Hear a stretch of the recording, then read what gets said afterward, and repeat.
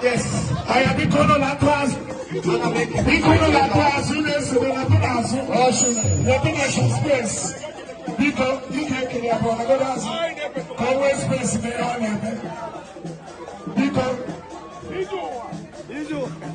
I'm on that, yes.